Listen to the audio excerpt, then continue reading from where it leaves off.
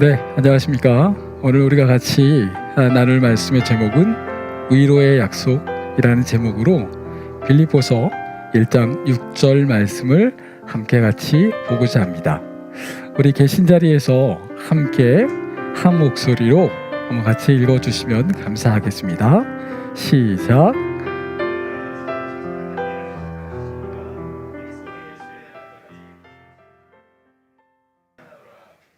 아멘. 네, 여러분 혹시 이 노래 아십니까? Don't worry, be happy. 예. 띠리리 띠리리리리리리리리. 예. 예. 예, Don't worry, be happy. 걱정하지 마십시오. 행복해질 겁니다. 이 가사가 이렇습니다. 우리가 사는 모든 인생에는 무엇인가 걱정거리가 있게 마련이죠. 당신이 걱정을 할 때 그 문제는 배가 되어버린답니다. 따라해 보시겠어요? 당신의 머릿속에다 문제를 넣어두지 마십시오. 그리고 따라 불러보십시오. Don't worry, be happy. 예, 이 노래를 부르면 왠지 걱정이 없어질 것 같은 그러한 느낌이 듭니다. 이 노래 많은 사람들이 영화나 광고를 통해서 알고 있는 팝송으로 이해하실 텐데요. 사실은 이 말은 인도의 한 수행가인 메헤르 바바라는 사람이 한 이야기입니다. 아카펠라로 불러줘서 인기가 더 많은 사람들에게 끌게 되었지요. 예, 참 명곡입니다. 그런데 정말 이렇게 하면 걱정이 없어질까요? 걱정을 하지 않아서 걱정이 없어지면 걱정이 없겠다라는 한 속담처럼 이 노래를 불러서 걱정이 없어진다면 아침부터 저녁까지 이 노래를 부르고 싶습니다.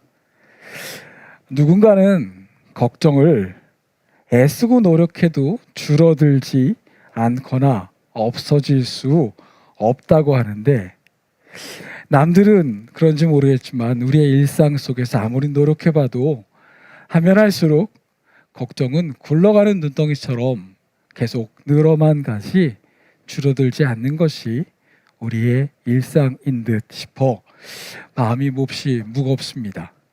어떻게 하면 걱정이 없어질까요? 걱정을 포기할 수 있는 방법, 노래일까요? 아니면 자기 체면일까요?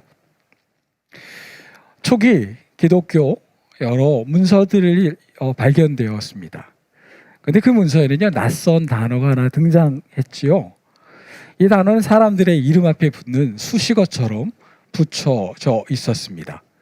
남자나 여자, 주인이나 종, 중요한 사람이나 평범한 사람, 교회 리더자나 교회에 그저 참석하는 모든 사람, 그들의 이름 앞에 이 수식어가 붙어 있었다라고 합니다. 그렇다고 이것은 직책을 설명하거나 아니면 그 사람에게 붙은 꼬리표와 같은 범법자의 단어도 아니었습니다. 우리가 잘 알고 있는 성경에 나와 있는 예수님을 따르는 사람들을 부르는 당시의 별명이 있었습니다. 그것은 그리스도인이라는 말이었죠. 성경을 통해서 우리는 이 단어를 잘 알고 있습니다. 그러나 오늘 우리가 나눌 이 단어는 문서에 나온 이 한 단어는 그리스도를 따르는 사람들에게 불려진 또 하나의 별명이었습니다. 이 단어는 이렇게 표현되죠. 티테디오스, 티테디오스 바울, 티테디오스 베드로, 티테디오스 송명수, 이인호, 이민철. 예, 이 티테디오스라는 말의 의미가 이러한 것이었다라고 합니다. 걱정과 근심에서 해방된 사람들이란 뜻입니다. 당시 예수를 믿는다는 것만으로도 많은 불이익을 받게 되었습니다. 어려움 속에 심지어는 죽음을 당할 수도 있었고, 또한 로마의 지배로 나라리로 많은 사람들이 슬픔에 잠겨 있기도 했습니다. 또한 기근과 질병으로 자기 자신과 또한 자기가 소중하게 여기는 가족들을 지킬 수 없다라는 두려움 속에서 하루하루를 살아야 하는 이들, 예수님을 따르는 이러한 절망의 상황 속에 있는 이들을 주변에 있는 사람들이 바라봤을 때 그들의 모습 속에서 사람들은 저 사람은 걱정과 근심이 없어 보여 라고 하며 티테디오스라는 별명을 붙였다라는 겁니다. 그런데 이런 이야기들 들을 때마다 왠지 가슴 한편이 답답해집니다. 왜냐하면 그들의 모습과 우리의 모습이 커다란 차이가 느껴지기 때문입니다. 아무리 마인드 컨트롤을 하고 아무리 애써 노력해 보지만 너무나도 커다란 현실의 벽이 이러한 노력들을 무용지물처럼 만들어버리고 우리를 심연의 걱정 속으로 끌어내리고 있기 때문입니다. 나만 그런가? 혹시 내가 잘못된 것은 아닌가? 아니 다른 사람들로 그런데 아무렇지도 않은 척하는 걸까? 이런저런 생각을 해보지만 이런 생각들이 나의 걱정에 별로 도움은 되지 않습니다. 두렵습니다. 그러면서도 궁금해집니다. 오래전 그들은 어떻게 이러한 상황 속에서 티테디오스로 살아갈 수 있었을까? 그 힘은 어디에서 오는 것일까? 오늘 우리는 그들이 그렇게 살 수 있었던 힘이 어디에서 나왔는지 찾기 위해 그 이야기 속으로 들어가 보려고 합니다. 본문 설명입니다. 여러분 혹시 아십니까? 만지는 것마다 황금으로 변하는 손을 가진 사람, 마이다스죠. 이 마이다스 왕은 자신이 잡고 있는 모든 것들이 황금으로 변하는 놀라운 능력을 갖고 있는 사람이었습니다. 그래서 요즘도 엄청난 성공을 거두는 사람들을 일컬어 마이다스의 손을 갖고 있다라고 얘기합니다. 그러나 우리 주변에는 마이너스의 손만 잔뜩 가시죠. 만지는 것마다 어렵습니다. 하는 일마다 잘 되지 않지요. 여러분은 마이너스입니까? 마이너스입니까? 이 이야기의 배경이 되어지는 장소가 성경에 나오는데요. 요한계시록에 나오는 4대 교회가 있던 4대 지역이 바로 이 이야기의 배경이 되어집니다. 이처럼 성경에는 황금으로 유명한 두 장소의 지역이 나오는데요. 첫 번째가 이 4대 지역이었고 또 하나가 오늘 본문이 되어지는 빌립보라는 지역입니다. 이곳에서 엄청난 보넨자라고 얘기하죠. 엄청난 금광이 매장돼 있던 곳으로 그 당시 그곳에서는 많은 사람들이 금을 캐는 황금 러시가 이루어졌다라고 합니다. 그러면서 그곳에 사는 사람들은 스스로를 작은 로마인이라고 부르며 자부심을 갖고 있었으며 또한 그 자부심에 걸맞게 그 도시는 멋진 도시가 되었습니다. 로마의 정치, 종교, 그들의 풍습을 따르기만 한다면 빌립보에서 사는 것은 그리 어렵지 않게 살아갈 수 있는 풍요로운 도시였습니다. 튀지 않고 그저 주변을 따라 순응하기만 한다면, 삐딱하게 살아가지만 않는다면 괜찮은 지역이었습니다.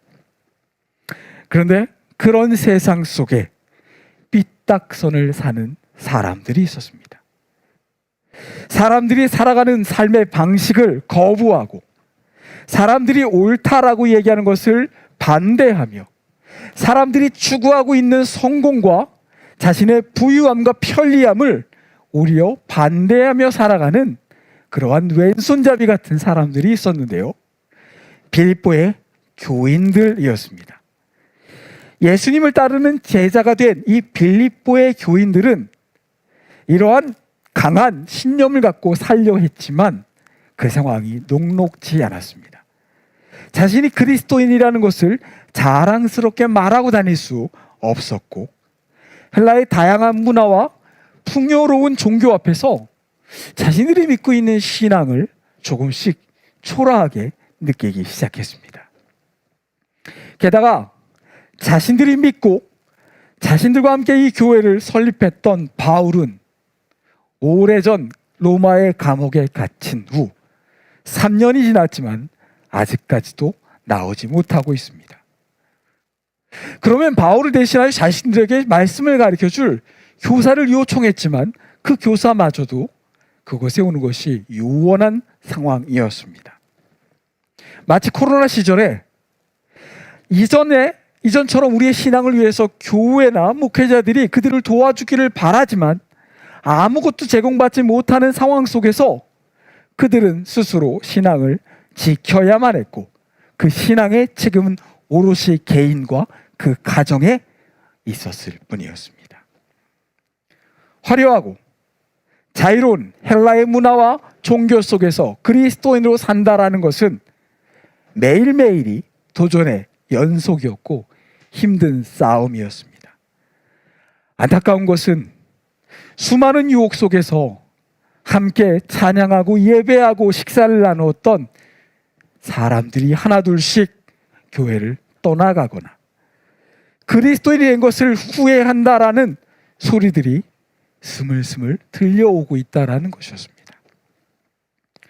왜 우리가 이 위대한 하나님을 섬기는데 우리의 삶은 이렇게 어려운 것이냐며, 왜 우리가 하나님의 은혜, 창조주이신 그분의 은혜를 받는 사람임에도 불구하고 우리는 왜 그 고난을 받는 것이냐며, 또한 우리에게 말씀을 가르치신 그 바울은 하나님의 은혜 속에 산다 하면서 왜 감옥에 갇혀서 스스로 자유롭지 못한 삶을 살게 되는 것인지, 이게 신앙이냐며 투덜거리는 소리들이 조금씩 커지기 시작했습니다. 이러한 순간에서 바울은 그들에게 이러한 소리들이 들려온다는 것을, 이러한 위기가 있다는 것을 듣고 그들에게 편지를 써 내려가 그들에게 이렇게 이야기합니다. 빌립보서 4장 1절의 말씀입니다. 여러분 있는 자리에서 한번 같이 읽어주시면 감사하겠습니다. 시작.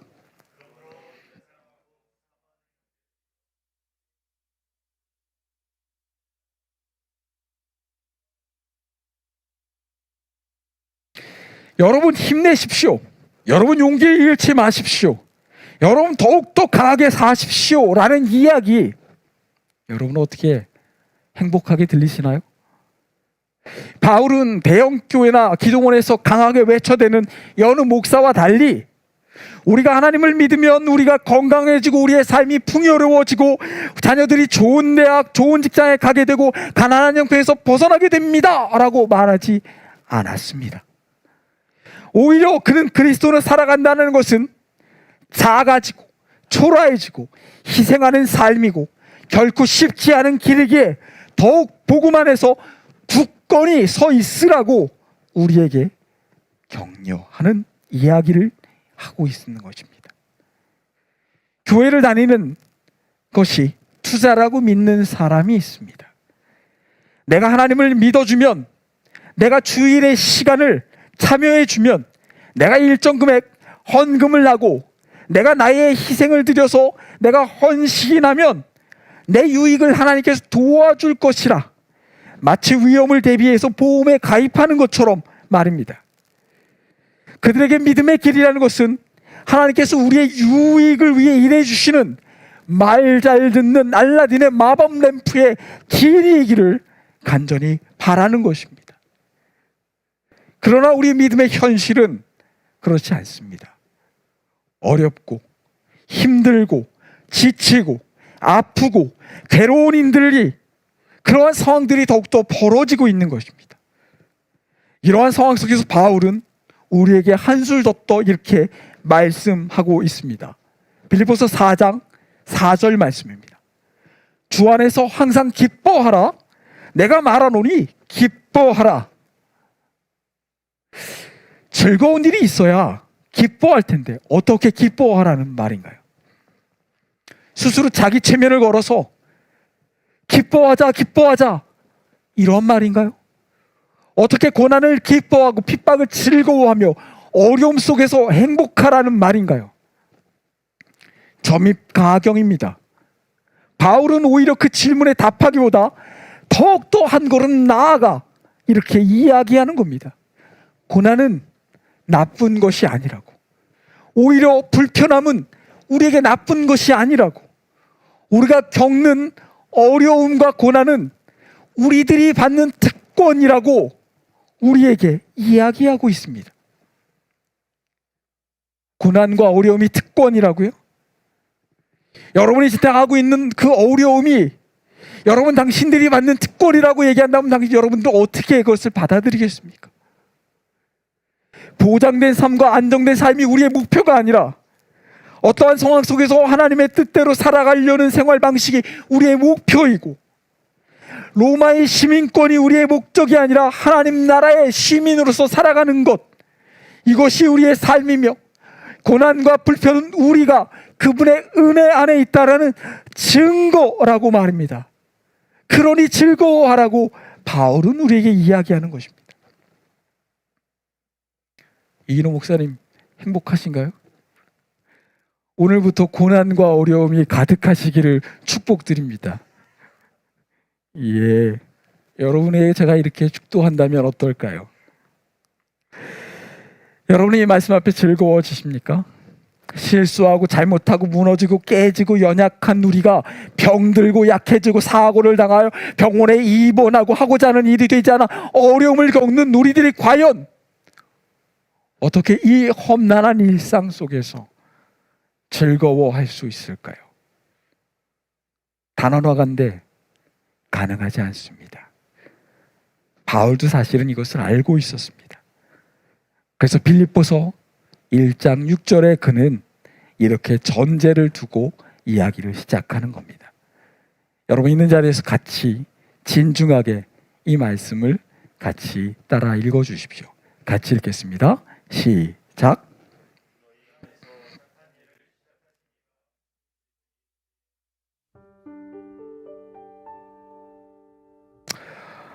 브래넌 매닝이라는 사람은 아바의 자녀라는 책에서 이렇게 이야기합니다.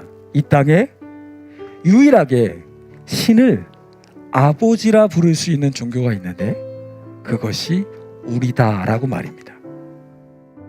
그리고 그 의미는 우리가 그분을 아버지라고 부르는 데 있는 것이 초점이 아닙니다.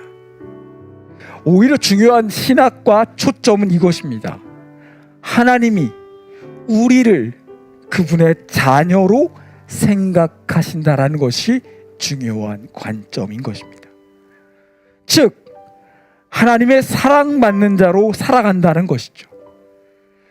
고통스러울 만큼 연약한 자아를 가지고 있는 우리 소유자들이 가장 위대하시고 인내가 많으신 하나님의 용납을 받을 수 있는 그러한 사람, 그러한 자격이 되는 것.